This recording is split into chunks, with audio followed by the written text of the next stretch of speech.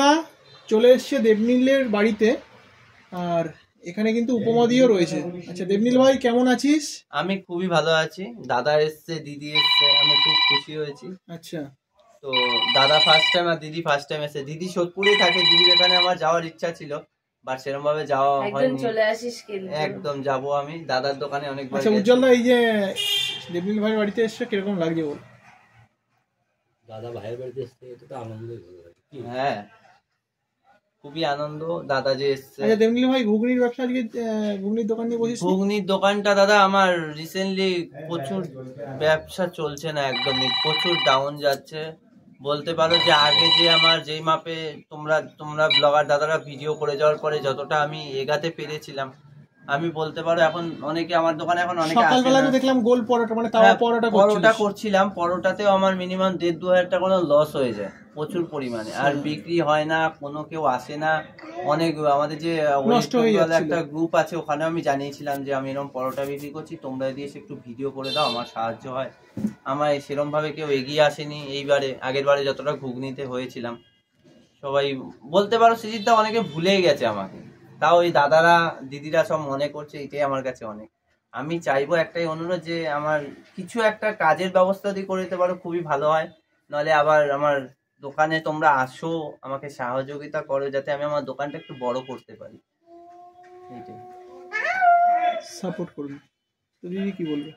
সবাই মিলে যদি আমরা ওর পাশে থাকি, আবার ও আগের জায়গা ফিরে পাবে, এটুকু বলতে পারি। যে যেখানে অন্তত ফুড ব্লগারের মাধ্যমে আমাদের পরিচিতি, এটা অস্বীকার করে লাভ নেই। আবার নতুন করে দেবনীলকে একটু সাপোর্ট করুন, যাতে দেবনীল আরো এগিয়ে যেতে পারে। আমরা যদি না সাপোর্ট করি কে করবে? কি বলবে উজ্জ্বল দা? বলা আছে দেবনীল শুধু ভিডিও তো ভিডিওর মতনই করবে, খাবারের কোয়ালিটিটাও একটু দেখতে হবে। আচ্ছা, যে মানুষটাকে 10 টাকা ঘুরে নিয়ে কেন আসছে,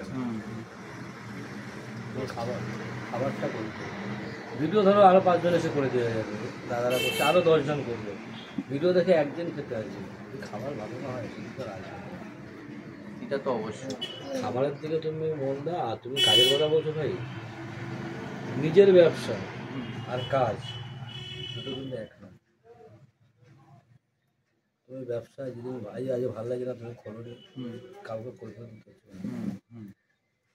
আমার মতে কাজের দিকে না গিয়ে নিজের ব্যবসাটাকে এগোনো যায়, কিংবা কোনটা করলে ভালো হয়, কোনটা করলে মানুষ ভালো খায়, এই ব্যাপারটা একটু দেখো। আচ্ছা, তোমার পাশে আমরা আছি। তুমি আবার যেদিনকে তুমি দোকান খুলবে, কাউকে পাও আর না পাও, আমাকে তুমি সিদ্ধাকে রাখবে, আমি কথা দিলাম আমি চলে আসবো। একদম দাদা। দাদাদের কাজ দাদারা করবে, তোমার কাজ কিন্তু তোমার করতে হবে।